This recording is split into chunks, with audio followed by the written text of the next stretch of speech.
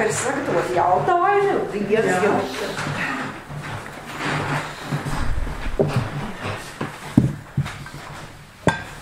Varbūt tam nevajag tik liela galva, nezinu, kur tā kopā, kur tu teikt.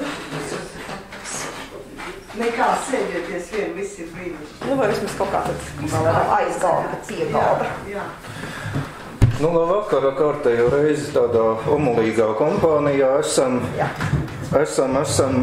nonākuši Upīša ēdamistabā un šovakar teātra zinātniece, teātra kritiķe, nu tagad arī jāsaka literatūra zinātniece daudzajādā ziņā, Ieva Struka, un kas to būtu domājis, ka tieši Upīša muzejam ir pienākusi kārta par Anšlavu Eglīti. Tā, tad mēs varam sēdēt. Tā. Es vienmēr, Ieva, šos sarīkojumus sāku ar tādiem uzvedinošiem jautājumiem, bet kuri varbūt pat ir interesantāki par daudz ko citu. Kā vispār sākās tava interese par literatūru un teātri? Vai tas bija bērnībā, agrā jaunībā, vēlāk studiju laikā jau? Paldies par ļoti jauko jautājumu. Man šo jau ir tāda, diemžēl, atbilde, tāpēc, ka šat tā to uzdod. Bet man pašai tā atbilde ļoti patīk, jo tā sakrīt ar īstenību. Tas nav izgudrojums. Kad mana mamma mani gaidīja, viņa auda un lasīja Kundziņa latviešu teātra vēsturi. Man ļoti patīk aust. Man ļoti patīk teātris. Tieši tik vienkārši. Bet par lasīšanu, mēs visi, lai kurai paudzē mēs piederētu, augām laikā, kad nebija datoru un interneta, un ko tad vēl citu darīt cilvēku bērnam, kā lasīt un dzīvot savā fantāzijas pasaulē. Un tāpēc, es esmu lasījusi Zemsagas, Virssagas, guļot, sēžot pie galda ļoti reti, pļāvā, labierīcībās, ļoti dažādās telpās. Ar speķainiem pirkstiem, ar tīriem pirkstiem, un tā kā es lasu joprojām, cenšos daudz, bet mazāk nekā bērnībā. Un tieši ar teātri tev jau arī, teiksim, bija tā aizrautība un interesi kā bērnam, vai tomēr tas kaut kad vēlāk? Jo teātris nav tas pats, kas sēdēt mājās un grāmatas lasīt. Tādā draugu lokā tik smieklīgi atbildēt, tik nopietni. Jūs visi tik labi pazīstat. Ārni, redzi, ir tā, ka tad, kad es iemācījos lasīt, es biju diezgan veca salīdzinot ar Lalitu. Es zinu, ka Lalita iemācījās ātrāk. Bet man bija jau 6 gadi. Bet tad es ķēros uzreiz pie pieaugušo literatūras. Un tad viena no tādām starpzonas grāmatām bija Annas Sakas pasakas par ziediem. Un izlasījusi šo grāmatu, es beidzot sapratu, kāds ir tāds kā dzīves sapnis. Mans sapnis 6 gadu vecumā, tāds noturīgs gada garumā, bija kļūt par teātra režisoru. Un es Persijas Ceriņu iestudēju bērndārs grupiņā ar šodien slaveno mēdīju zvaigzni Gundagu Skudriņu galvenajā lomā. Jo tā bija mana bērndārs biedrine. Kāpēc tieši ar viņu? Tādēļ, ka no visas bērndārs grupiņas viņa vienīgā zināja, kas ir teātra režisors un ka režisoram ir jāklausās. Pārējiem tāds, nebija tāds īsti priekšstats par to, kas ir teātris un kāpēc vajadzētu iestudēt. Un šis arī ir, lai cik tas smieklīgi izklausās, bet tā tas tiešām bija. Ļoti nosacīti par teātra režiju, es domāju, tiešām kādu gadu, jo kaut kā es sapratu, ka tas varētu nebūt vienkārši man pa spēkam un ka galvā ir arī citas interesantas lietas. Nezinu, kā tādā realitātes izjūtā tomēr iegāju sākot iet skolā. Bet, ja pavisam nopietni vēl par to režiju, tad visu mūžu nostrādāju teātrī, es diezgan skaidri redzu, ka ir dažas komponentes, kuras man traucētu būt par režisoru. Viens ir tāda vizuālā domāšana, jo kaut arī man redzas atmiņa, bet mūzika pilnīgi noteikti ir nākamā no mākslām, kas man bez literatūras un teātra to. Un režisoram ir ļoti, ļoti tomēr jāpārauga tas lauks. Un, protams, ka ir tāpēc ir scenogrāfi un kostīmu mākslinieki, un, protams, ka tu vari ar to komandu izveidot ļoti spēcīgu, bet gala rezultātā jau tu par visu atbildi, un tev ir jāredz, ka kaut kas arī, nu, teiksim, tā kā vizuāli nav varbūt tik labi. Tā kā es domāju, tāpēc es nevarētu, un otrs, protams, ir, jā, es domāju, ka režisors ļoti vientuļa profesija, un ka finālā jau, nu, kad viss ir labi, tad jau ir labi. Bet nereti mēdz būt netik labi. Un tev ir jāvar piecelties un iet tālāk un strādāt. Un man liekas, ka tā ir tik publiska arī savukārt tādā vērtējuma ziņā. Un es domāju, man nervu sistēma šito neatļautu. Bet tāds bērnības sapnis tas bija. Un tad jau 12 gadu vecumā es diezgan skaidri skolas atcerējumā atļāvos publiski, tātad skolotāji uzticēt savu sapni, ka es gribu kļūt par teātra kritiķi. Aktieru posmu es izlaidu. Bet par kritiķi, jā. Jo arī es neesmu stāpus, vairākas reizes es to teikusi, tobrīd, ilgus gadus patiesībā. Mana autoritāte bija Lilija Dzene, un ne tikai tas, kā viņa raksta par teātri, bet savā laikā, tieši, ne tik šaurā lokā, bet viņa ar saviem aprakstāmajiem objektiem ceļoja pa Latviju, un uz katru šādu tikšanās reizi es tiku ņemta līdzi, un man tas fascinēja, ka par teātri tā var runāt, un tad man likās, tāds etalons pēc kā tiekties, un kaut kādā ziņā neticami, bet viņa Nacionālajā teātrī nostrādāja 1,5 gadu, es 20. Viņa uzrakstīja daudz grāmatu, pat jau es nevaru teikt, ka nav man to grāmatu skaits arī jau tāds pietiekams, recenziju skaits arī tā kā neticami, bet kaut kur es būšu pietuvojusies tam etalonam savam, kas bija jaunībā, jā. Tā kā tas man bija tāds sapnis, kur ja nebūtu Silvijas Radzobes kursa, zinu, vai es būtu to brīdi aizkūlusies, studēt ārpus Latvijas, es nevaru to atbildēt. Bet, apstākļi sakrita tā, ka gadu vēlāk mēs ar Evitu, tā teikt, pievienojāmies Evitu Sniedzi šim slavenajam kursam. Tā. Varbūt ir kāds tieši īpašs teātra iestudējums bijis, kurš uz tevi ir atstājis satriecoši lielu iespaidu? Jā, es varu sasmīdināt visus. Valdemāra Sauleskalna Meldermeitiņa. Man bija 6 gadi, un tas atstāja neizdzēšamu iespaidu. Kā var neatstāt? Tas taču ir tik skaists stāsts par dzirnavām, par vasaru, par mīlestību, par dziesmas, brīnišķīgā Skaidrīta Putniņa. Man bija neizdzēšama iespēja. Un es tiešām augstu novērtēju savu mammu, kura bija pacietīga un veda man uz šo izrādi pēc pieprasījuma vairāk nekā 1 reizi. Tā kā es viņos redzēju 7 reizes. Man šai ziņā ir arī stāsts patiesībā. Es saskatu vairākas tādas līdzīgas biogrāfiskas iezīmes. Es arī ļoti agrā vecumā iemācījos lasīt, daudz laika pavadīju mājās lasot grāmatas, bet man ļoti iepatikās iet uz teātri tieši bērnībā un arī pirmsskolas vecumā, ap to laiku 6-7 gadi. Man mīļākā grāmata bija, viena no mīļākajām grāmatām bija Stevensona Bagātības sala. Un 90. gados, kā tu varbūt atceries, Nacionālajā teātrī bija šis iestudējums ar grupas Pērkonis pavadošo mūziku. Un tā kā tu ar Sauleskalnu aizrāvies tā, es aizrāvos ar šo un es lūdzu vecākiem, mēs 4 reizes apmeklējām šo izrādi, ieskaitot pēdējo, ar ko noslēdzās sezona kaut kad maija beigās, un tad viņi arī izņēma ārā no repertuāra. Un man joprojām ir saglabājusies grāmata, kur priekšējā lapā ir visi grupas Pērkonis dalībnieki parakstījuši autogrāfus, tā kā tas man ir ar teātri. Un mani tas ļoti aizrauja, jo es tajos gados arī gāju Rīgas skolēnu pilī teātra pulciņā Zīļuks. Bet pēc tam kaut kā man tā dzīve pārgāja literatūras plānā, tā kā redzi, katram no mums tie stāsti un dzīves ceļi ir ļoti atšķirīgi. Nu, tu jau iezīmēji, ka tev ir tapuši visu šo gadu laikā vairāki pētījumi. Pirms tam bija grāmatas par Pēteru Petersonu, par kopumā par teātru un tā vēsturi, tad arī vairāku gadu garumā galu galā tu veidoji šos te Gunāra Priedes dzīves un darbu sējumus.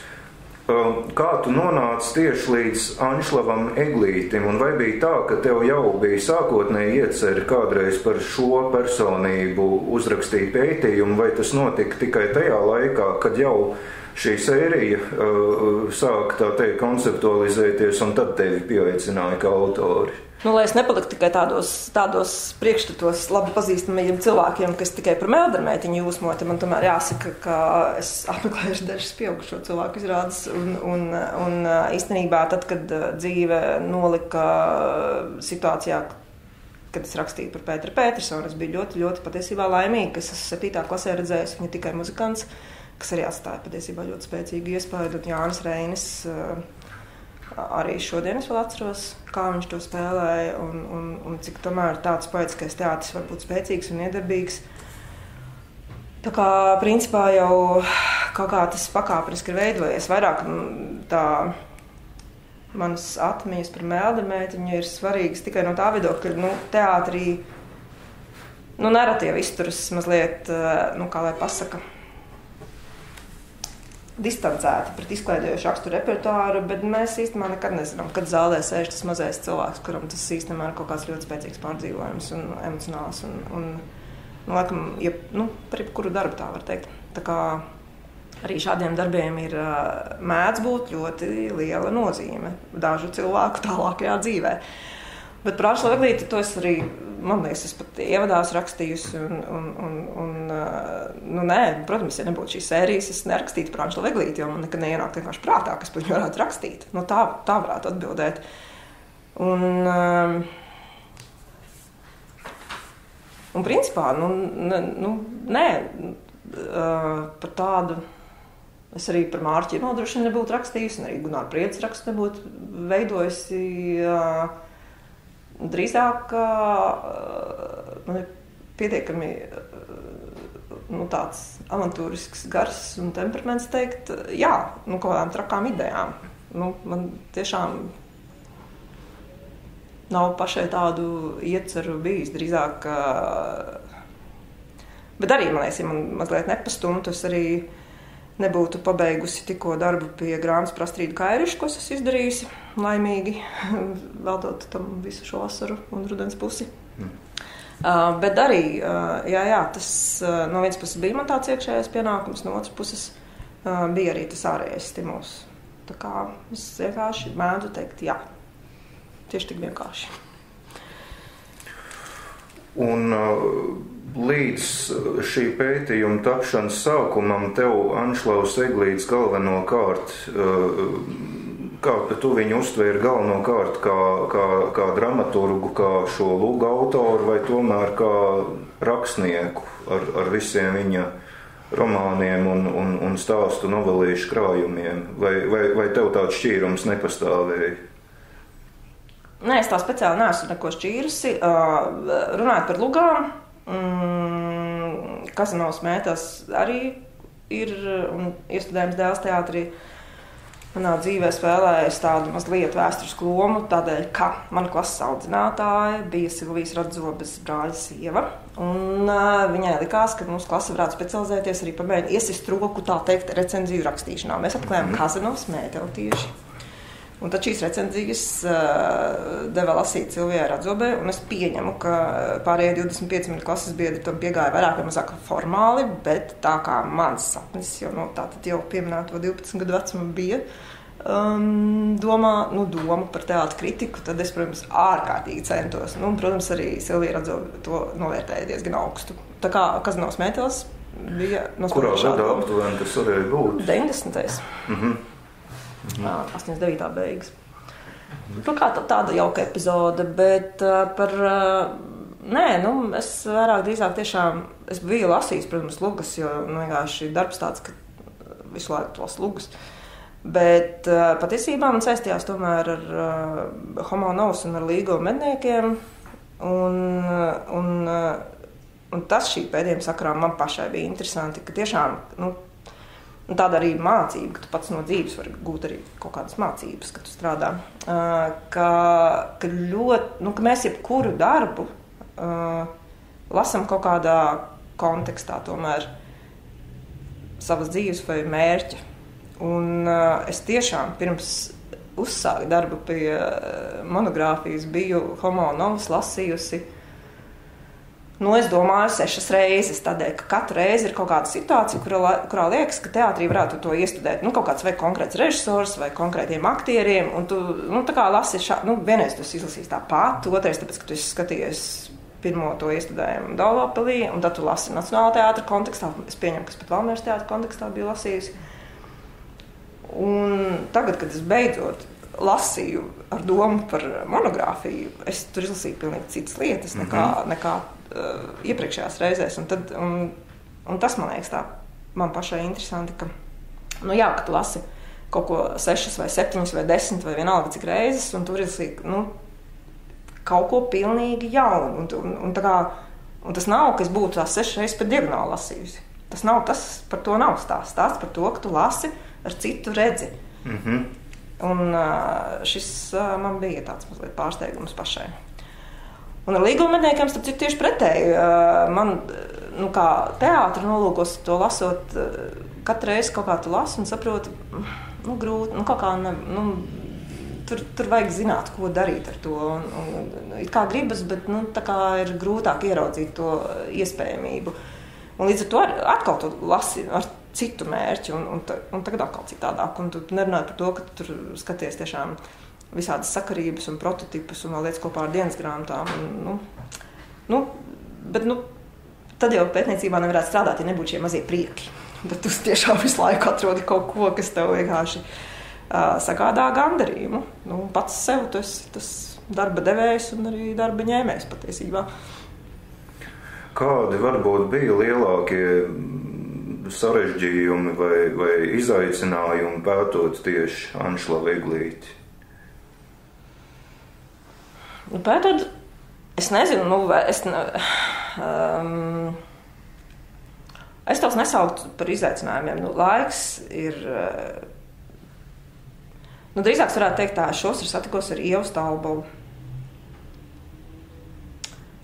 Un viņa ir precējusies ar vācieti, dzīvo Rostokā. Un viņa finālā tulkoja to sarunu. Pēc mēs tomēr runājam latviski un vāciski no skolas laika neko daudz neatceros. Un viņa nekādi nespēja noticēt, ka šis ir rakstīts no darba brīvajā laikā, pa sestdienām, svētdienām, tā.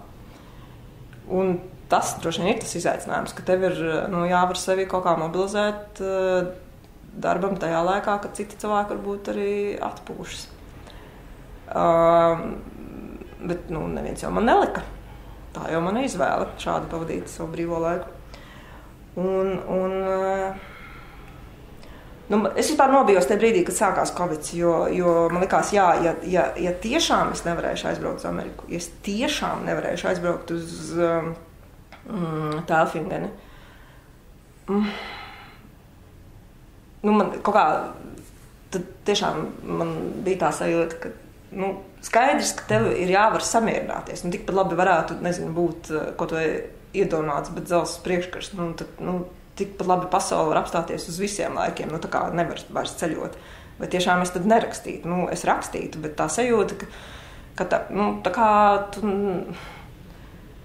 tev mazliet bail tad uzņemties to atbildību par tiem vārdiem, ko tu raksti.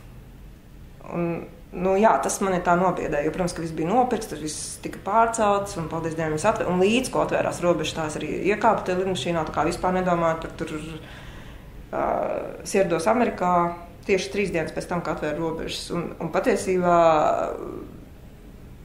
es tikai tai stāvot, jau, kā to sauc lidostas, tai muitas kontrolē, bet robežu kontrolē sapratu, ko es darītu, es būtu ielidos pirms 4 dienām. Tā kā vienkārši tad būtu karantīnā jābūt, un tas neko nesatiktu un neredzētu, un tad, kaut kā vienkārši apstākļi sakrita, ka varēja tur būt un nesēdēt tajā karantīnā.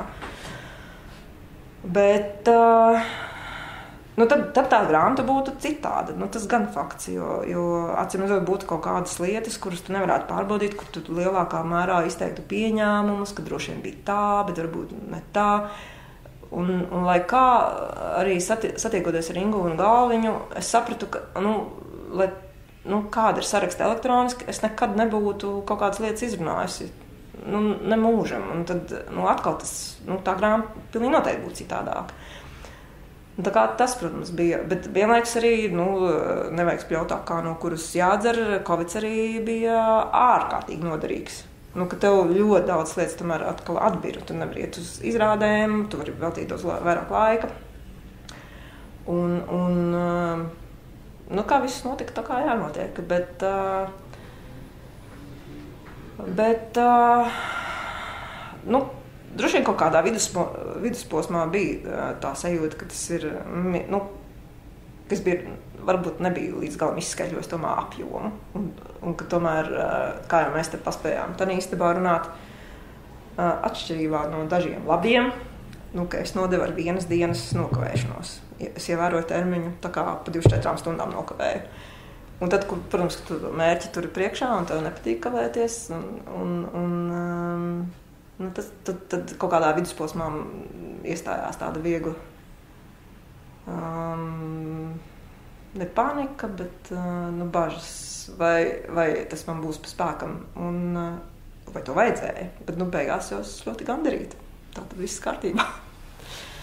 Arī šeit mums tā pieredze identiska, jo mūsu monogrāfijas iznāca vienā gadā, burtiski ar dažu mēnešu starpību. Un tad, kad es biju jau iesācis rakstīt 19. gada beigās, es atceros, es domāju, šausmas, jau pēc 2 gadiem ir tas termiņš 21. gadā, un kā es to visu varēšu ar darbiem savienot un ar pārējām lietām, un burtiski pēc kādiem pāris mēnešiem sākās tā pandēmija, un kā tu teici, tur bija gan protams, negatīvās lietas ar visu to, kā, teiksim, piekļūt materiāliem, kas bija ārpus šī muzeja. Arī tas, ka vēl tur Nacionālās bibliotēkas tā digitālā kolekcija kādu laiku vēl nebija tos autortiesību ierobežojums atcēlusi, un ka no mājām nebija iespējams nekam piekļūt, bet kaut kā beigās viss ļoti labi izvērtās, jā. Tālūk. Tu jau iesāki par ceļojumiem un par noteiktām vietām stāstīt. Man ļoti patika, kā mums sanāca arī iepriekš sarunā ar Ingūnu par to, cik atsevišķām vietām ir liela nozīme. Un domājot tieši par Rīgu un Anšlavu Eglīti, vai ir kaut kādi saskares punkti arī ar tavu dzīvi, vai, teiksim, kādām citām varbūt vietām? Ko tu domā ar vārdiem dzīvi? Kādā nozīmē manu dzīvi? Tā, ka es eju pa Valdemāra ielu, tad es, protams, redzu tā ir Anšlova māja, bet tā, principā, nē, es jau neesmu rīdziniece. Tā kā, nē, tādā ziņā noteikti, nē. Bet, protams, arī tās Rīgas vietas, bet arī tas jau ir uzrakstīts. Un man bija ļoti svarīgi arī aizbraukt uz Cēsvēni un Sarkaņiem. Tā kā tas bija īstenībā pats pirmais impulss paskatīties. Ko tad viņu abi vecāki redzēja tajā brīdī, kad, nezinu, kā mazi bērni izgāja pagalmā. Kas tas ir, ko redz apkārt, kāds varētu būt bijis.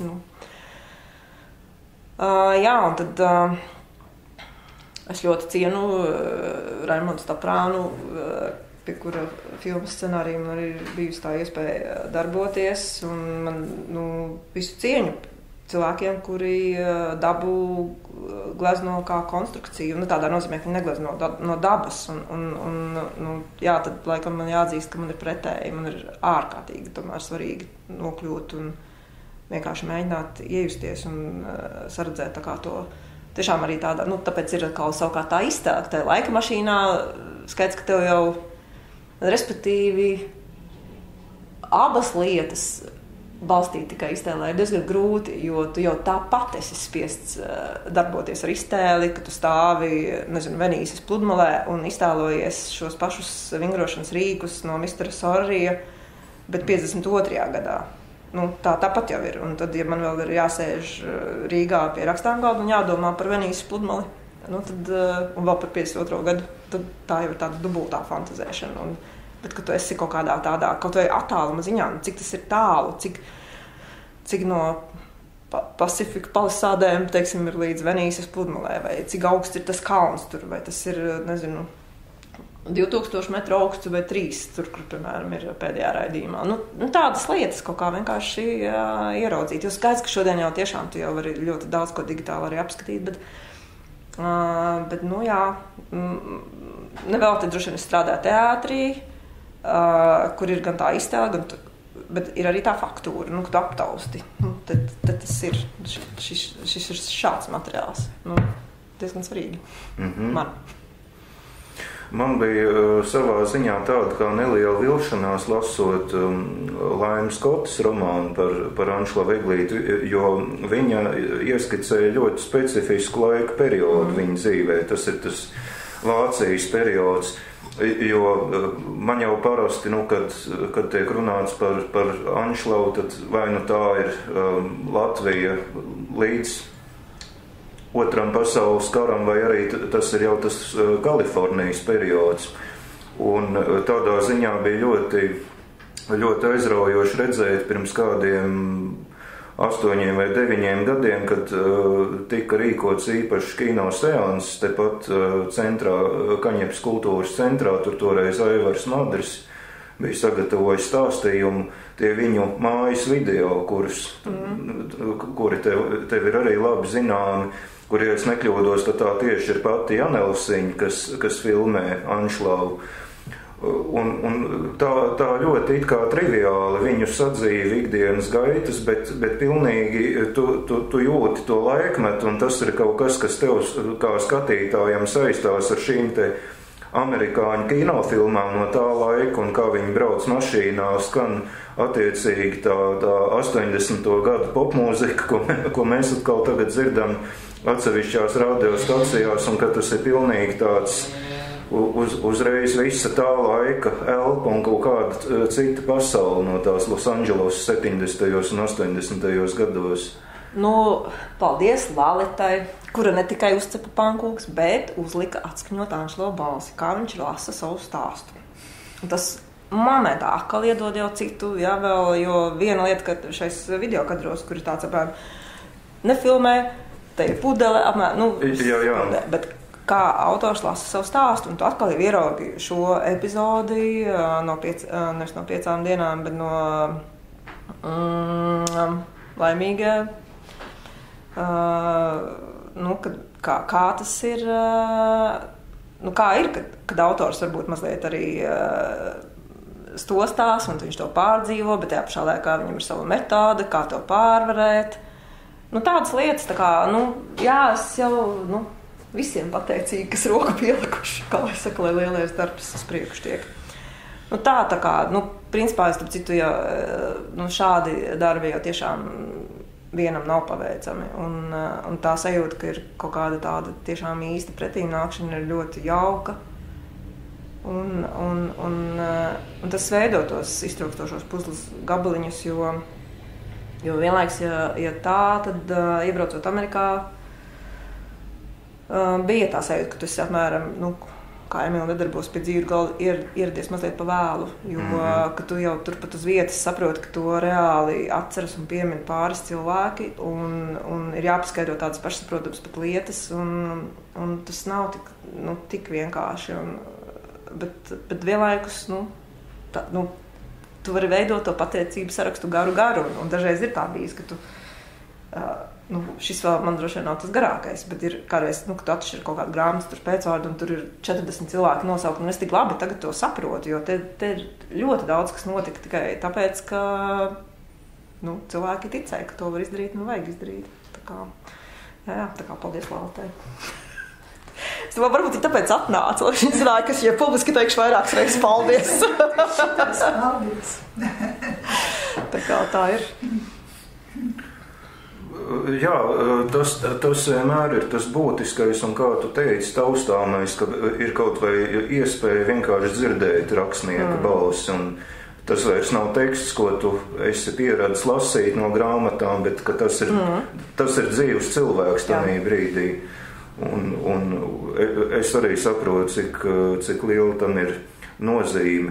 Nu, tu jau tādus vairākas niansītes minēji, bet varbūt bija kāds īpaši liels pārsteigums šī pētījuma gaitā, kaut kas, kas pilnīgi mainīja tavu izpratni par kaut kādu jautājumu loku vai par Eglīti kā personību vai par kādu no viņa literārajiem darbiem?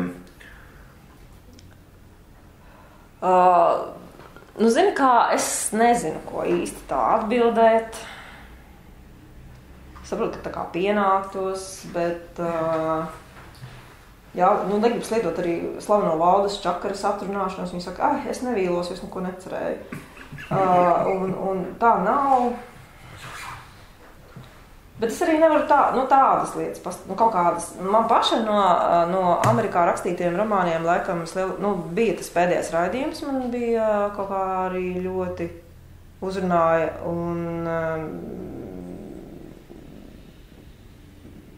Un droši vien es daudz domāju, arī es nebiju varonis šai sakarā. Principā gan es par jebkuru Amerikā rakstīto darbu patiesi atsevišķus. Man studiju laikā ļoti spēcīgs iespējas bija no romāna Ilze. Līdz ar to tas varbūt man nebija pārsteigums, bet daudzi, ka tu lasi ar tā, kaut kādām jau priekšzināšanām, nevis vienkārši kā jebkuru romānu, kuru tu izlasi no plaukta, tad laikam visi tie kaut kā sagulās tādā savos plauktiņos vai kaut kādās gropītēs manā galvā. Tā kā, tas bija man būtiski. Laikam es arī pārsteigums. Kā tu tur nebūs pārsteigums, lasot Viktora un Marijas saraksti. Protams, zināms pārsteigums, varētu tā teikt. Daudz arī nāks domāt par to brīvības sajūtu, kāda ir gadsimta sākumā, par ko mēs faktiski arī gan maz zinām, gan aizdomājamies. Tādu tiešām īstu brīvdomību un bohēmu. Mums te liekas, ka, 3 aktieri uzdzīvo, ka tā ir bohēma. Nē, lūk, tad bija bohēma. Tur var tikai pabrīnīties par to spēku, bet arī par to intelektu un zināšanām un brīvības sajūtu, tādu gan iekšēju, gan ārēju. Tā kā, daudz viss kaut kas, būtībā tur par katrā. Tad, kad tu reāli ķeries pie rakstīšanas un tā kā atrodi to struktūru, tad tev jau ir tas, katrā nodaļā ir kaut kāds tāds viens punkts, kurš tev kļūst par tādu centrālo punktu, ap kuru tu audzē, jo tas kaut kādā ziņā tev ir pārsteidzis. Tad es varētu teikt, bet es nevaru pateikt, ka tieši vārds pārsteidzis, bet kad tu domā par likteni ļoti, tad, kad tu tiešām domā par to 45. gada 3. februāru un Berlīnas bombardēšanu, un tieši tai dienā ar dažu stundu distanci Viktoram Eglītim tiek piespriestas tiesas spriedums. Kāds var būt? Varētu 2. februārī, varētu 4. Kā varbūt, ka tieši 3. februārī? Tādas lietas. Bet tādas ir... Par tādām lietām nākas domāt jebkura pētījuma vai jebkura aprakstāmās personības sakarā. Un to tu nekad dzīves laikā īstenībā nezini.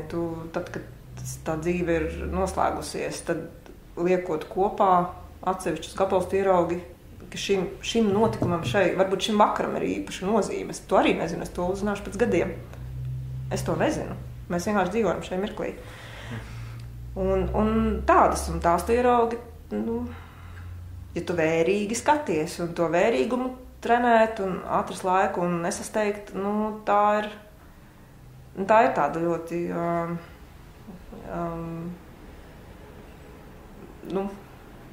pieeja, mana pētniecības metode, sauksim tā, nav nekādas citas.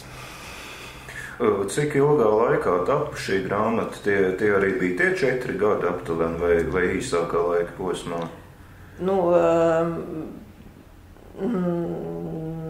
Sagatavošanās ilga 3 gadus, rakstīšana gadu, tā teiksim. Nu jā, tā es arī aptuveni rēķināju, jā.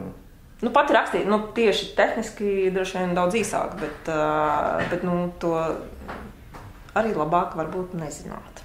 Kā tur tieši precīzi tas notiek, bet jā, visādā ziņā skaidrs, ka tev ir 3, tā kā proporcionāli 75% laika ir jāvēlta, lai tu to visu dabūtu savā galvā, un tad 25% laika tev ir, lai tu liktu to uz papīra.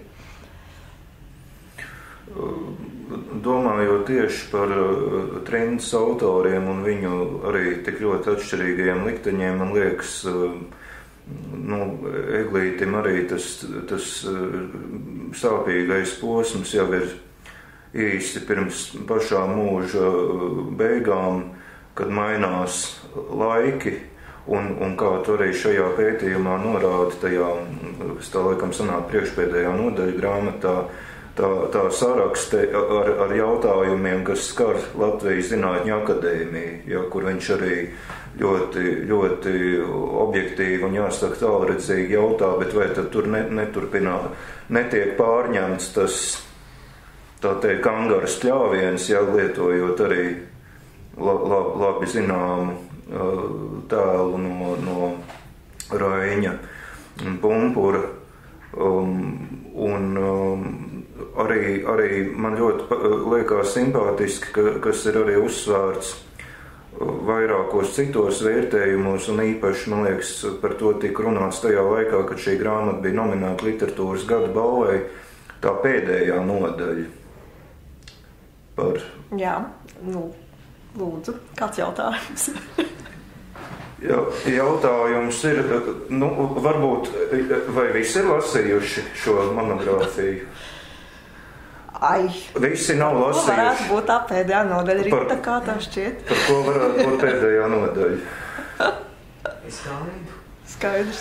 Varbūt, ka tu varētu, tā ļoti, ļoti, ja vēlies, var arī plašāk, bet varbūt tādiem vienkāršiem atvēzieniem, par ko tad tur īsti ir stāsts, jo man tas pašam likās, man tas bija kaut kas jauns un pārsteidzošs, bet tas ir saprotams, jo es esmu tomēr citas paaudzes pētnieks. Šis skanēja ļoti labi, tā arī ir. Ja? Ko lai es saku, Rita, tur ir par Viktoru Hausmanu, Veroniku Janelsonu un Anšelu Eglīti. Tā, vienkāršiem vārdiem. Bet, redzi, es tiešām joprojām arī pēc polemikas nelielās par šo nodaļu domāju, ka laiks ir bijis ļoti sarežģīts. Es to nenoliedzu. Un tajā pašā laikā es domāju, ka ir par laika posmu, kas ir pēc Staļina nāves, cilvēki tomēr gan paši var uzņemties atbildību, gan no viņiem delikāti, bet drīkst to sagaidīt. Un savukārt līdz Staļina nāvei mana dzīves pieredze, man nav 20 gadi, līdz ar to es ticu, ka mēs katrs gribētu būt varonis un arī spētu būt, bet es tomēr neesmu pārliecināta, ka mēs būtu varoņi. Un tas sasauc ar Anšela Eglīša romānu nosaukumu. Es nebiju varonis. Un līdz ar to, tad, kad es sāku studēt, mani ļoti pārsteidza, ka tomēr tā kā es lasīju literatūru mākslu no 7 gadu vecuma, tad man ļoti pārsteidza, ka turpinās tāda, manuprāt, tomēr nepelnīti glorificējoša attieksme pret akadēmiķa Viktora Hausmaņa dēļradi. Jo kā pasniedzējs studiju periodā, viņš nesniedza gaidītās zināšanas, sauksim tā par Raiņu, un arī par Trindas literatūru. Un tā var būt. Bet tad kādēļ tās saukt par īpašām, kvalitatīvām un godāt? Un ja to vēl saliek kopā ar tādu mazliet, diemžēl, privāto pieredzi, kas apliecināja, ka ar godu tam nav gluži sakara, jo viņa rīcība auditorijā un ārpus tās pret atsevišķām manām kursabiedriem nebija korekta. Un šodien to saukt ļoti skaļos vārdos. tad man likās ārkārtīgi dīvaini, ka tas turpinās ne tikai 90. gados, bet arī 2000. gados, 2010. gados. Un man radās diezgan daudz jautājumu, kādēļ tas tā notiek. Un es domāju, ka jā, ka šī ir tā reize un vieta, kur es vismaz varu uzdot atsevišķus jautājumus un likt par to domāt, vai aizdomāties, vai pētīt, vai uzdot jautājumus. Un no otras puses, tāda nodaļa arī nevarēja netapt, jo tas nav stāsts tikai par Viktoru Hausmani, atrašanos šeit Rīgā vai korespondents ar Anšelu Eglīti, jo turpinājās korespondents ar Veroniku Janēlsiņu. Un Viktors Hausmans kā tēls ienāca viņas darbos, un viņa kļuva par literāti patiesībā mūža pēdējā trešdaļā, tā teiksim. Un līdz ar to, kā to tā vispār nekā neapskatīt vai ignorēt, un es attiecīgi izveidoju šo nodaļu, kura it kā neskar Anšelu Eglīti, jo vairāk tas ir stāsts, kas notiek pēc Anšela Eglīša aiziešanas mūžībā, tas attiecas vairāk uz Hausmani un Veroniku Janēlsiņu, un tajā pašā laikā tieši brīvais formāts, paldies Gundagai Repšai, atļāva man to tā darīt. Un vai es tagad to kaut kā nožēloju? Nē. Es domāju, ka es to esmu darījis tomēr delikāti, bet vienlaikus arī ieskicējot problēmu. Un problēma ir. Un tas neatiecas tikai uz Viktoru Hausmanu, tas attiecas uz vēl vairākām personībām, kuras šodien arī tiek godātas, varbūt brīžiem tomēr nepelnīti. Bet tāpēc es arī iezīmēju šo robežšķirtni. Tas arī, es domāju, katram pašam ir ļoti skaidrai jābūt atbildēji ar galu galā ar kādām tiesībām.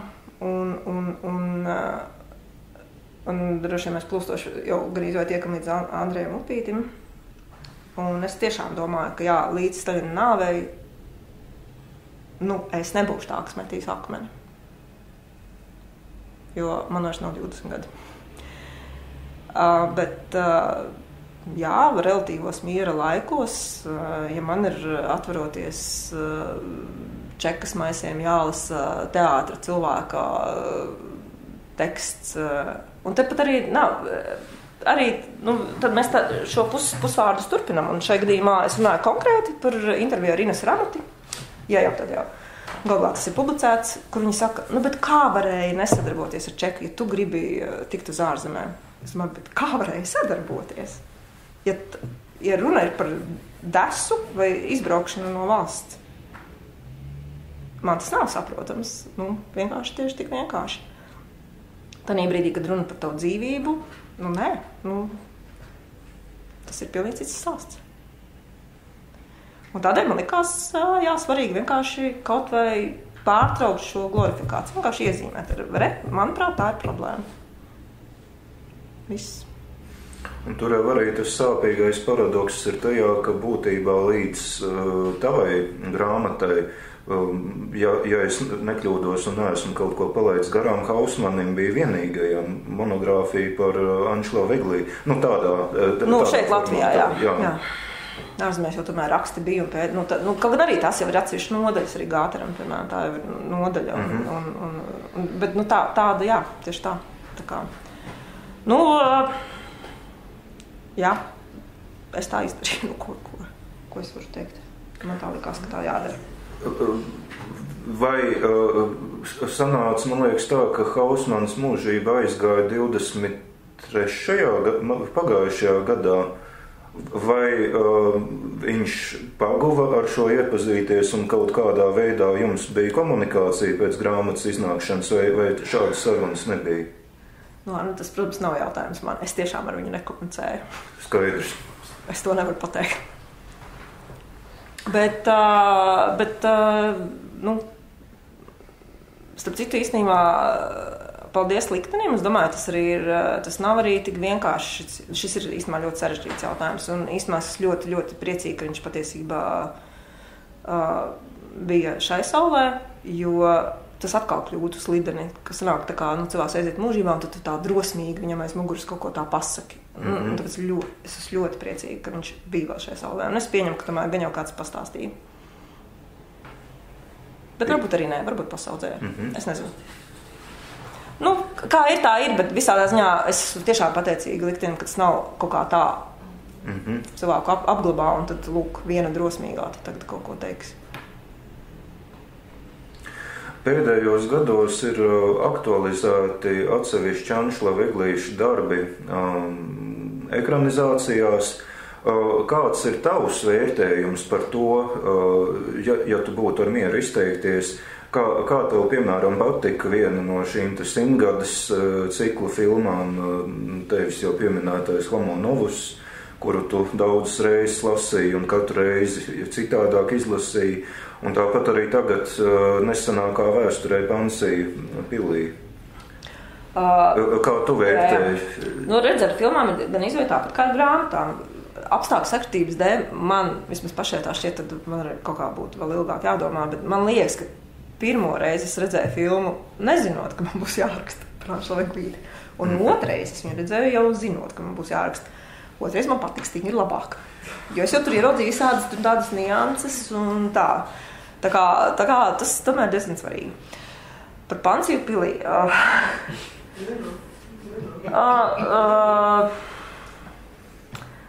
Man mūzika patika. Bet nē, tā nav. Man tā pirmā sērija lika, katru jārunā atsevišķi. Pirmkārt, es redzēju ļoti dīvainā secībā. Es redzēju 1. un 2, tad es redzēju 5. un 6. un 7. Tad es redzēju 3. un 4. un tad es redzēju 8. Pirmā man likās subjektīvi, bet būtu jāskatās otrais. Ka tiešām tā ir tāda uvertīra un ieskriešanās, un godīgi sakot, nepārāk veikla ieskriešanās, un otrās sērijas beigās, kad attiecīgi beidzās seans, jo 1. un 2. rādīja kopā, man likās, tā kā laikam kaut kas tā kā notiks. Tad es neredzēju vidu, un tad es redzēju tās beigas. Un tad 5. 6. sērija, es tikai šitā varu stāstīt, man patika tīri nekas. 7. man likās tāda samocīta, diemžēl, kaut arī Dāvis Imants ļoti cienījams cilvēks un režisors. Un tad es redzēju 3. 4. un tur beidzot izsmējos. Un kaut kā likās tā pietiekami kolorīti. Un skaidrs, ka nav jau stāsts par aktierdarbiem. Katrs atsevišķi par sevi ņemts jau ir vienkārši tik spilgti. Un viņi arī varētu būt kaut kādā ziņā kā tāds šaršs, ko jau arī Eglītis ļoti labprāt piekopa.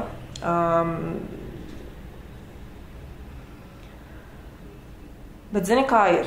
Es teiktu tā, kā es esmu pirms daudziem gadiem rakstījis par Mihaila Kublīnska Indulionārijas iestudēm.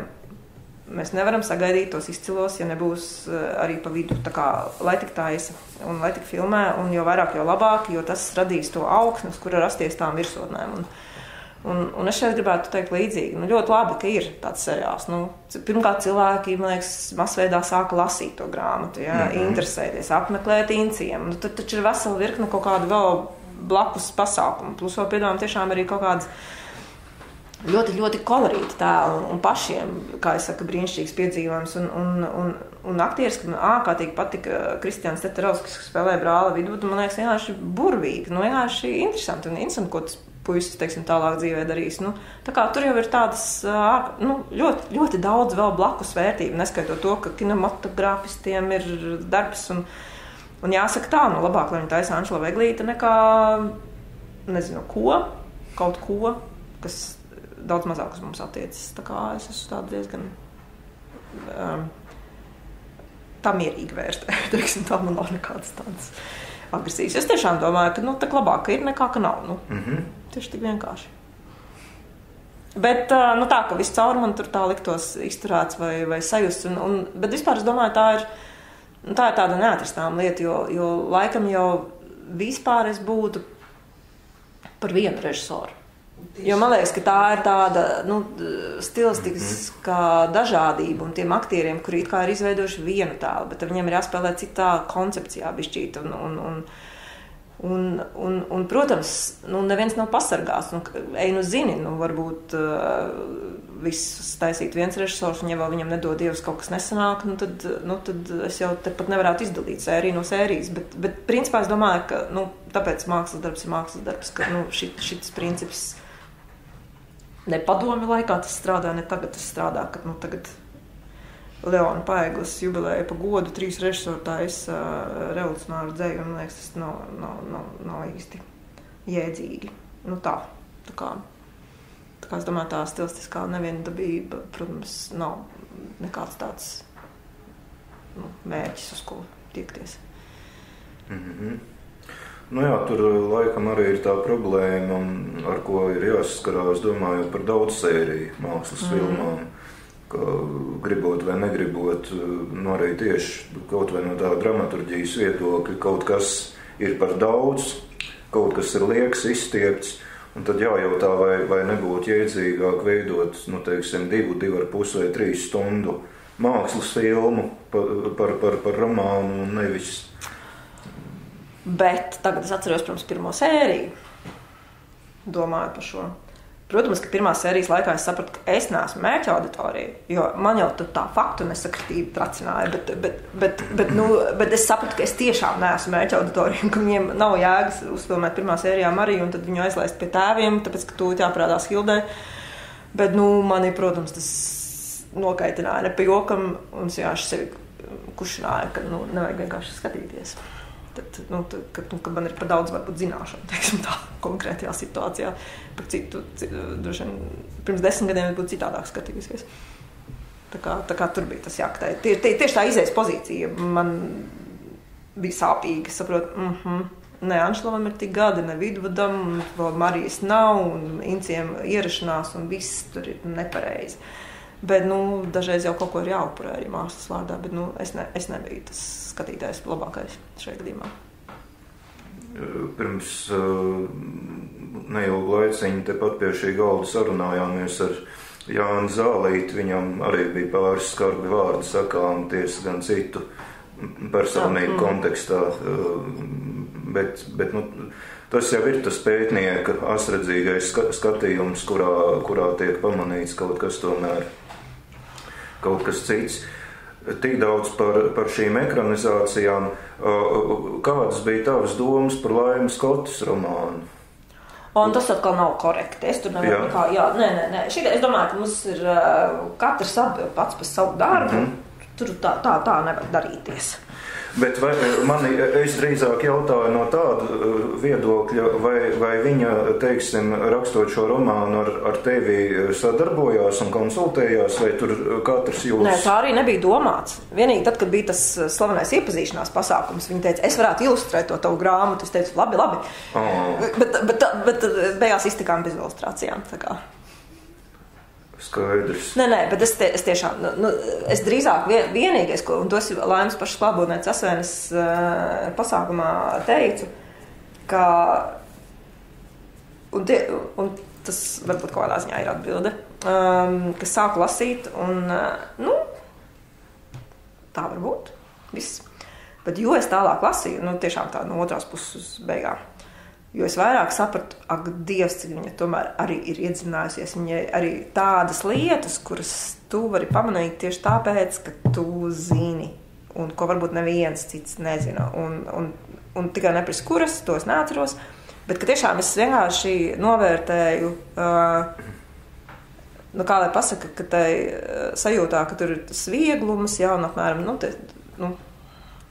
beletristiskas sievieres un tā, ka tur apakšā ļoti tomēr rūpīgs darbs un diezgan laba visas dardas pārzināšana, jo tur tāds mazi knifiņi, ko es redzu, ka viņi tur ir. Tā kā es cienu, teiksim tā. Man bija ļoti interesanta pieredze tajā brīdī, kad vēl viņas romāns nebija publicēts. Es neatceru, vai tā laikam pat nebija Gundaga Blumberga, kad tik tā nebija pati Dace Sparāna personīgi man atsūta tādu blāķi ar fragmentu no vienas nodaļas. Un prasa, Arni, vai tā tas varēja būt patiesībā? Un tur bija, tu varbūt saproti, par kuru epizodi es tagad runāšu. Viņas romānā ir tā epizode, kad Anšlaus lasa to Andreja Upīša vēstuli, kura bija vienkārši fantastiski uzrakstīta, jo tur, vārds sakot, šāda vēstule nepastāv realitātei.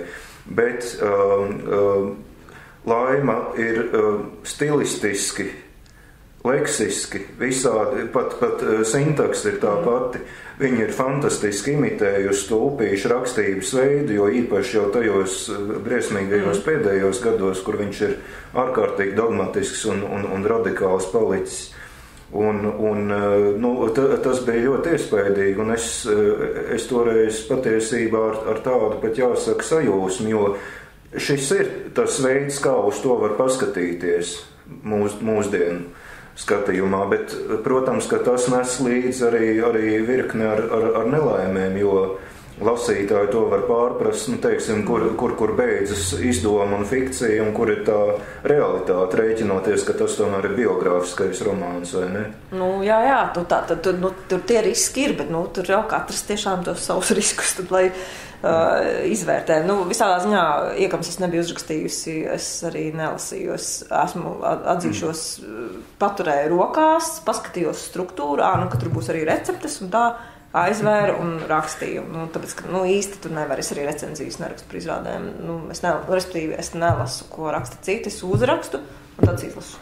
Un tas, kas bija, to es arī gan varu diezgan godīgi pateikt, ka tad, kad es pabeidzu, tad jau vesels posms, tomēr, kur iet caur redaktoriem, korektoriem, tad izlasīju Laimas romānu un diezgan apviegloti secināju tādā nozīmē, ka man nav nekas nedz jāmaina vai jāpapildina vai, ka mēs varam, tas ir viņas darbs un tālāk šis ir mans darbs, kā vērtēs, tā vērtēs, to mēs redzēsim, bet ka man nav sajūta, ka man kaut kā tagad kaut kas jāsāk družaini pārstrādāt vai darīt. Jau virzoties varbūt uz tādu sarunas otro pusi, pēc domājot par visiem tiem pārdzīvojumiem, kam ir izgājuši cauri gan trindas autori, gan vispār latviešu trindā, un bez šaubām arī tev bija daudzajādā ziņā tam jāizdzīvo cauri rakstot šo pētījumu. Kā tu vērtē vairākus procesus, kas šobrīd notiek sabiedrībā attiecībā tieši uz padomju okupācijas laika kultūras mantojumu pārvērtēšanu, saglabāšanu, nesaglabāšanu un tā tālāk?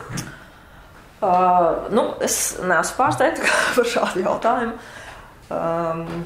bet man liekas, es tādu savu pieeju jau faktiski noformulēju. Es tiešām domāju, ka ārkārtīgi svarīgi tomēr izvērtēt pirmkārt radošo mantojumu, un ja šis radošais mantojums ir tāds, bez kura nav iedomājama Latvijas kultūra, Latvijas vēsture, tad tas mums, tas ir cits skatu punkts, caur kādu lūkoties uz konkrētiem literātiem vai citu žanru pārstāvjiem, mākslas veidu. Jo, protams, ka laiks ir nežēlīgs un laiks ir diezgan daudz ko dabiskā veidā jau pārvērts tādās sēnalās.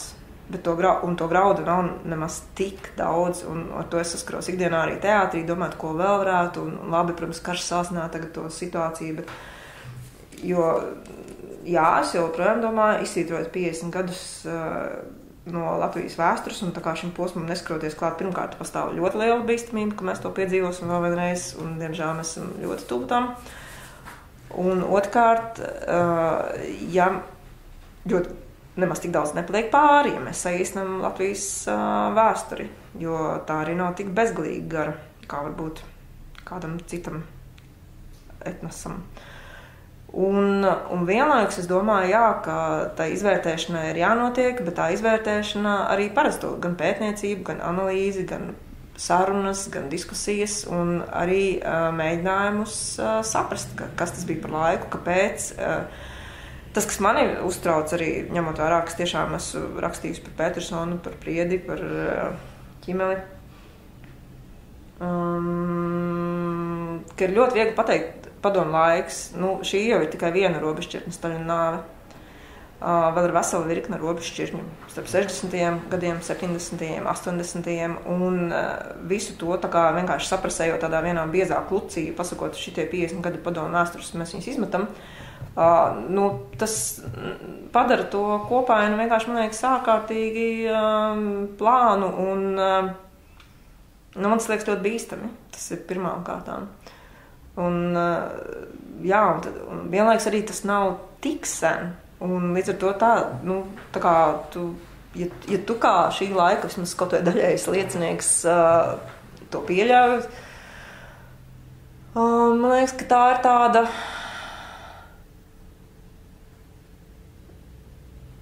es negribu kaut kā tiešām runāt klišejās, bet es to redzu kā ļoti nopietnu problēmu, jo kaut kādā ziņā tu izmet laukā arī savas vecāku paudzes dzīvi. Un viņi dzīvoja, viņi strādāja, ja viņu nebūtu, es pieņemu, ka Lota domā līdzīgi, ka, ja šeit nebūtu visu to tomēr izcilo personību, pat ja viņas bija apdalītas arī savā pasaules redzējumā vai skatījumā vai ierobežotas, nebūtu nekāda neatkarīgā Latvija vienkārši arī šobrīd. Un mēs šeit arī nesādātu, un nekāda grāmatprāša laglīte šāda nebūtu tapusi. Tāpēc man liktos, ka ir ļoti svarīgi tomēr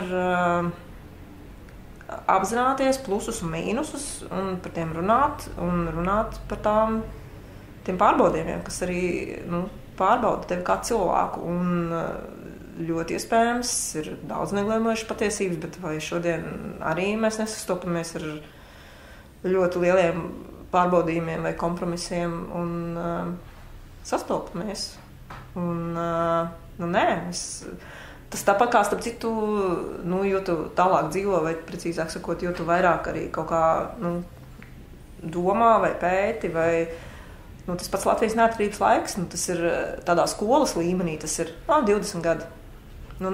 Tur ir vesels pirmais jaunsauksmes periods, lielā pasaules ekonomiskā krīze, 34. gada apvērsums, 39. gads. Tur ir, tas viss ir, tas nav viendabīgs periods. Tas man liktos svarīgi. Un es domāju, ka drīzāk mums ir tieši par maz zināšana arī, starp citu, par to pašu gadsimtu sākumu. Man liekas, arī tik sarežģīts posms. Pirms 5. gada, pēc 5. gada. Pirmais pasaules karš. Ko tad, ja mēs to visu tā kā, visu, kas neērts, metam ārā, tad tā ir ļoti liela problēma. Un es domāju, ka arī šodien nereti lasot un redzot visādus klišajām pārbagātus tekstus, kas vienkārši atbilst šī laika garam, ja tu nekad neesi lasījis nevienu padomu laikā sacerētu klišejisku un frāžēnu, ideoloģiski precīzu, pareizu tam laikam tekstu, tu jau šodienas frāzēm arī ļoti viegli var uzķerties. Un tad, ja tu zini savukārt, kāda ir frāžēnība, tad tu vienkārši skaties un saproti, ka tu nekad tā nevēlētos izteikties. Un cik dīvaini, ka ir es ļoti atmēs ārne, bet jau jaunāka paudze, kur mierīgi šitā izsakās, un viņi vienkārši, kā es saku, nejūt, ka viņi runā frāzēs un gatavās turklāt. Tā kā, man tas liekas ļoti būtiski. Tā kā es esmu par pārvērtēšanu, bet es neesmu par kaut kā izsvītrošanu. Un, nē, es domāju, nekas nav jāizsvītro. Ir jārunā. Paldies par tavu atbildi. Varbūt kādam no klātesošajiem ir kāds jautājums. Tad varam parunāties.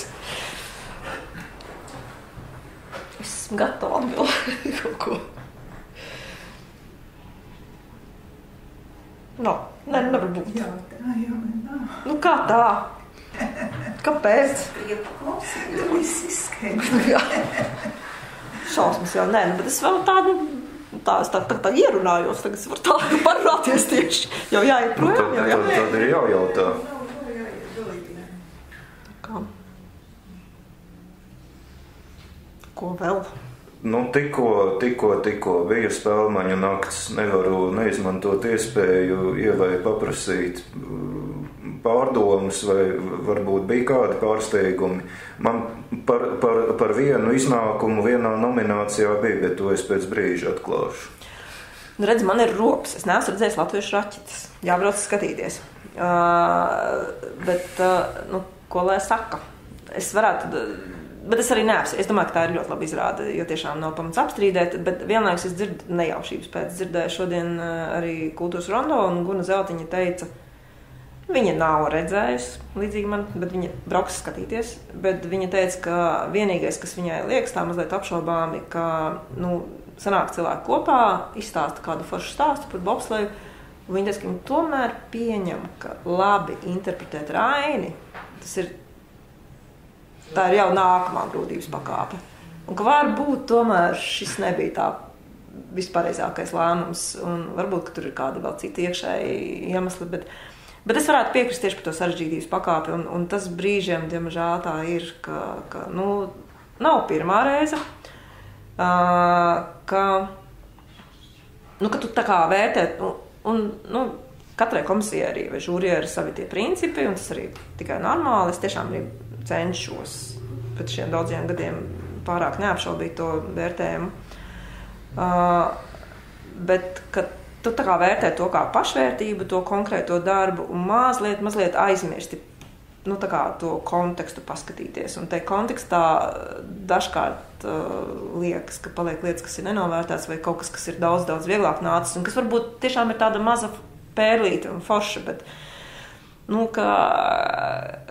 jā, dažreiz ir vēl citi apstākļi, kurus varbūt ir vērts ņemt vērā, jo tiešām tās Raņa interpretācijas netop tik bieži, un ja tā principā ir pārliecinoša, tad tas ir jau gandrīz droši, ka principā viņa varēja droši vien tikpat labi ieņemt šo godpilno vērtējumu. Bet vienlaikus arī man ir, es mēģinu vienmēr skatīties to, ka tā nominācija jau, protams, ir tā lielā lieta, un tas taču īstenībā ir gan neticami, gan skaisti, ka gan ir šie jaundarbi, kā tur tās klusums vai latviešu raķetes, un ka tomēr ir gan Jāzeps un viņa brāļi, gan pazudušais dēls. Tā kā tās abas puses ir kaut kā ļoti sekmīgi pārstāvētas, un skaidrs, ka vienmēr kādam tās sirds būs pilna, bet tā tas ir, neko nevar darīt. Vai arī tas bija tas, kas tevi mulsināja? Tieši tā. Tur jau viss ir skaidrs, lai gan es tāpat neesmu raķetes redzējis, tāpēc varbūt lieki par to runāt, bet Jāzep, gan es esmu redzējis, un jā, mani kaut kā sarūktināja šāds iznākums, bet tu jau ļoti labi atbildēji, ka labi, ka vispār tas tiek pārstāvēts patiesi. Jā, un tiešām es domāju, būt par to žūriju un pēc tam dzirdēt sāpīgos pārmetumus, tas tomēr arī briesmīgi. Tad beigās neviens nebūs mieru būt žūrijā. Tad labāk kā izturēties mierīgi. Vienkārši. Kā ir, tā ir. Žūrija jau vienmēr kļūst par upuriem. Jā. Vai ir labajiem? Tā arī ir, kas, protams, ir priecīgi. Bet vistrakākais būtu, ja kaut kādu iemeslu dēļ šī izrāde vienkārši nebūtu. Un tā arī dažreiz gadās. Man vienkārši neiekļūst nomināciju pieciniekā. Kā cilvēkam, kas strādā teātrī, es zinu, ka tas dažreiz ir ļoti sāpīgi. Bet arī, jādzīvo uz priekšu. Jārada tālāk. Un jārada sevī tas spēks. Un kā es saku,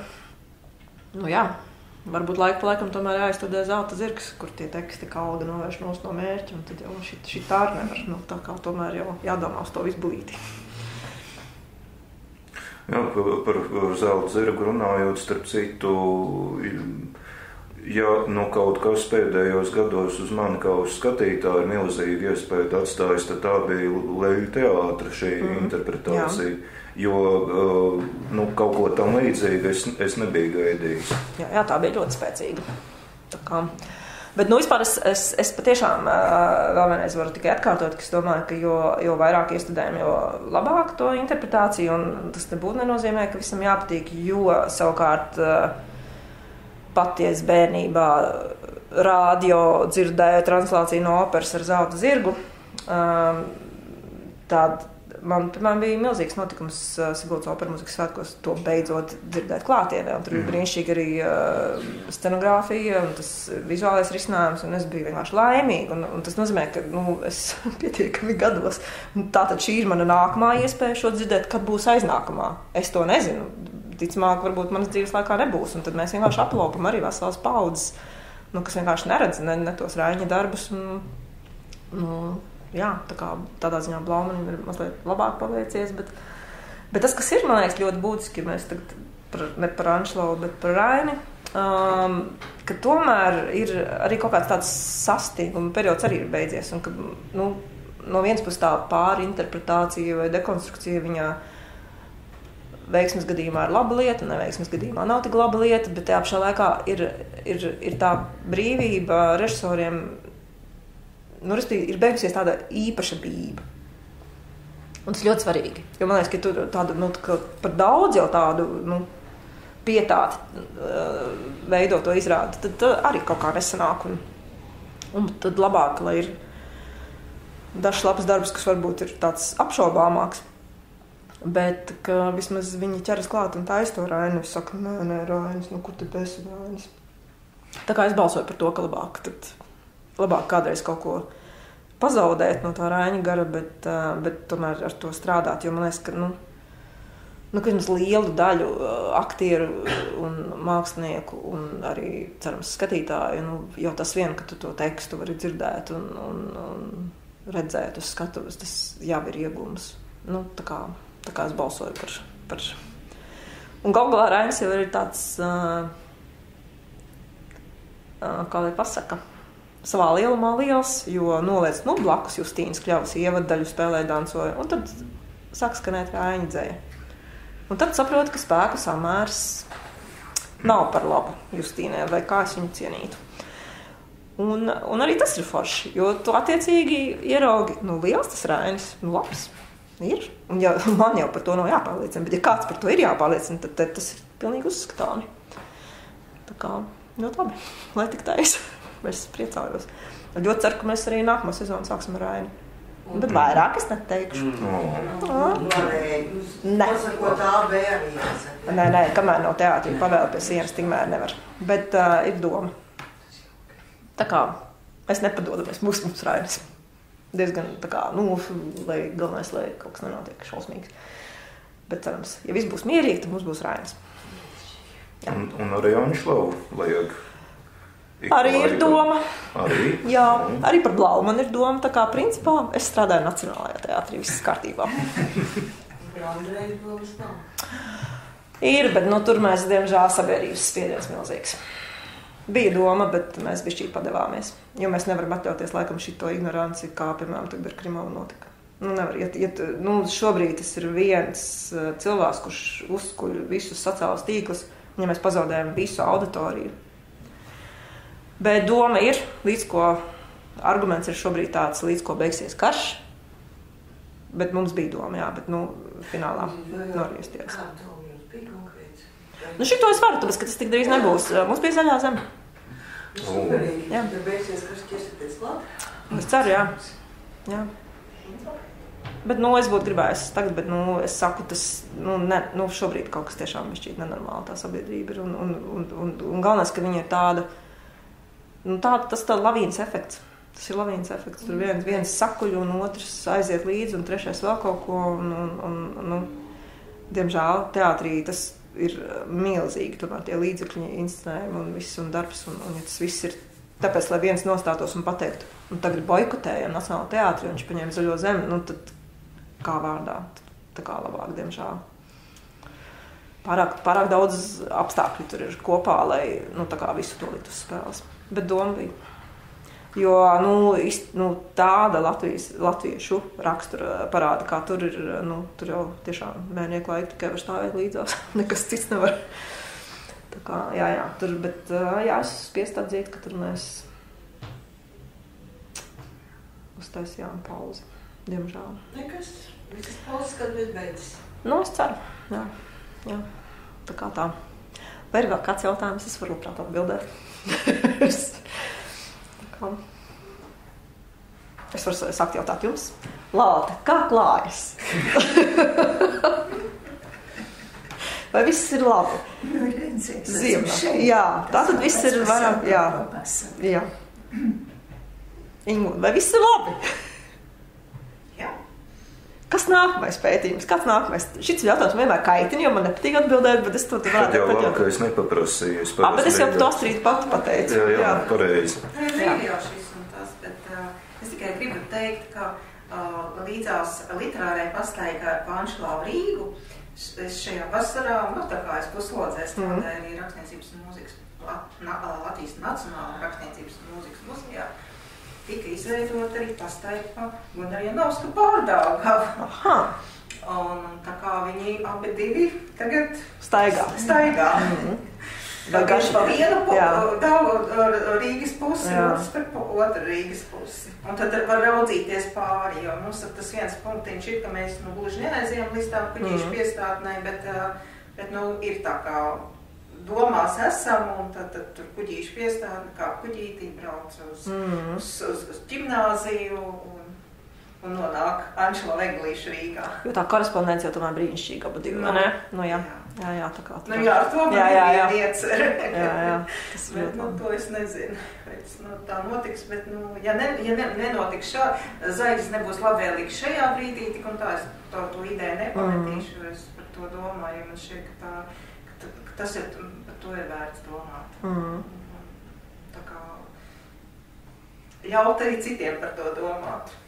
Tā šķiet. Nē, tā ir. Tā kā, man gan, jāsaka, es savu godu parādu tagad pabeigusi, un tad es kādu brīdi varētu neko nerakstīt, jo šis tiešām visu laiku darba brīvajā laikā tomēr, varētu arī kādu brīdi to nedarīt. Tāda. Noslēgsim uz tādas negatīvas nots, ka es nerakstīšu kādu brīdi, lai raksta citi. Bet uzpildīsies ar enerģiju? Varbūt, bet šobrīd noteikti nē. Tā kā ir daudz strādāts. Bet, kā es saku, gaidiet grāmatu par Astrīdu Kaižu. Gaidīsim. Tagad jau viss apgāda pusēs, es savu izdarījis, bet īstenībā, tur Latvijas mēdī izdos, bet es jau vēl neuzrakstījis nevienu rindiņu, biju angažējusi Kristapu Kalnu kā mākslinieku, jo tam ir divi iemesli. Viņš ir Lotas Caugas dārs, tas ir viens iemesls, un otrs viņam ir meita Astrīda. Un tas ir otrs iemesls, un tikai trešais ir tas, ka viņš ir labs mākslinieks. Un līdz ar to viņš, protams, ļoti aizņemts, bet man tas bija ļoti svarīgi, lai viņš būtu. Tur tā pamata ideja ir mana, bet es zināju, ka tieši Kristaps mani sadzirdēs. Un tāpēc atliek gaidīt. Bet mans darbs vismaz izdarīts ir. Es esmu pieliks punktu. Es varu pastāstīt vienīgi nosaukumu. Jā, ar to es lepojos, jo es domāju, mēs tieši tādu negaidām. Nosaukums grāmatai par Astrīdu Kaižu būs Kafija un cigaretes Astrīda. Tam ir nozīme, jo tā ir vienīgā filma, ko es viņu aizvilku. Džārmuša filma, Kafija un cigaretes, un tas ļoti viņai piestāv. Tā kā, tāds. Tā kā lasiet, kad ieraudzīsiet, ka iznāk grāmata Kafija un cigaretes. Tas ir par Kairušu. Paldies, Ieva, par šo sarunu un par to, ka varēja šajā saspringtajā periodā atlicināt mums vienu vakariņu. Jā, paldies jums, paldies tiem varoņiem, kas atnāca, tā jau teikt. Jā, paldies. Tā.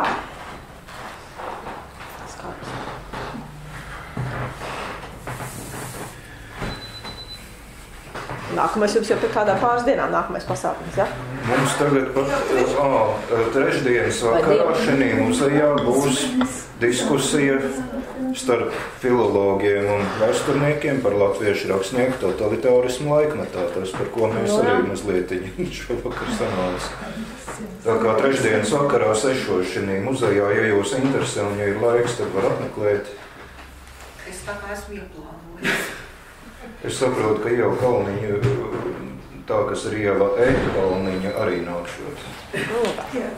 Saicīšu to. Paldies. Paldies.